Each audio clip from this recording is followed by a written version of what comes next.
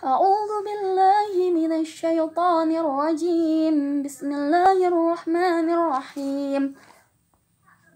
قل يا أيها الكافرون لا أعبد ما تعبدون ولا أنتم عابدون ما أعبد ولا أنا عابد ما عبدتم ولا أنتم عابدون ما أعبد لكم دينكم ولي دين. Sadaqallahul Adzim. Assalamualaikum warahmatullahi wabarakatuh. Perkenalkan, nama saya Cici Catisara. Pada kesempatan kali ini saya ingin menjelaskan mengenai pokok-pokok kandungan dari Quran Surat Al-Kafirun. Seperti kita ketahui bahwasanya Surat Al-Kafirun itu merupakan surat ke-109 dari Al-Quran yang terdiri dari 6 ayat yang termasuk ke dalam golongan Makkiyah.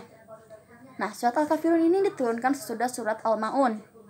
Surat ini dinamai Al-Kafirun karena diambil dari perkataan Al-Kafirun yang artinya orang-orang kafir.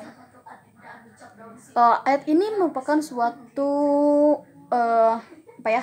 surat yang menegaskan bahwasanya bagimu agamamu dan bagiku agamaku. Kenapa seperti itu? Karena seperti kita ketahui bahwasanya sebelum turunnya surat Al-Kafirun ini, orang-orang Quraisy itu melakukan suatu perjanjian kepada pengikut Nabi Muhammad SAW dan kepada Nabi Muhammad bahwasanya orang-orang Quraisy itu akan menganut agama Islam selama setahun, dan orang-orang kafir Quraisy itu akan dan orang-orang Islam itu akan menganut orang-orang kafir. Jadi istilahnya itu kebalikan, orang-orang Islam menganut kafir, kan kafir menganut Islam. Nah, itulah perjanjian yang diajukan oleh orang-orang Quraisy. Tetapi pada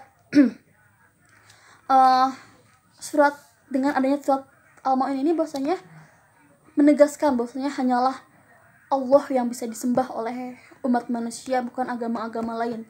Nah, makanya turun ayat yang mengandung yang artinya itu bagimu agamamu dan bagiku agamaku, yaitu pada ayat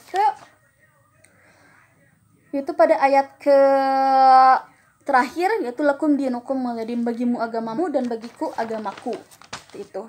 Nah, apa sih yang dapat kita pelajari dari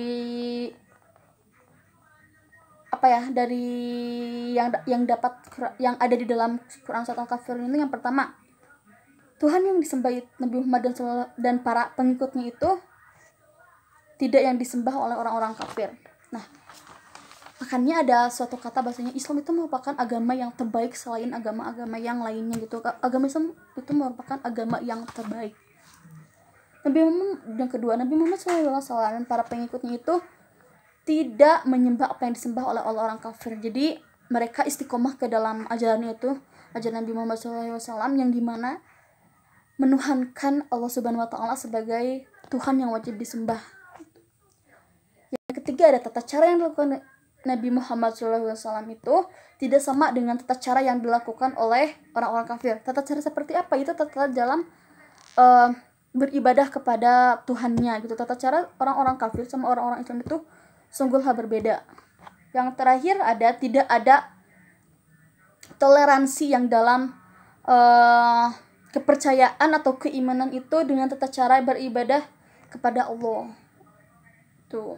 Terus, mengedekan isi surat pokok Al-Kafirun, sebagai seorang muslim kita harus selalu tunduk dan patuh terhadap larangan atau larangan kita harus tinggalkan, dan ajaran kita harus laksanakan. Itu ajaran dari agama Islam, dan segala perilaku yang dicontoh oleh Rasulullah SAW.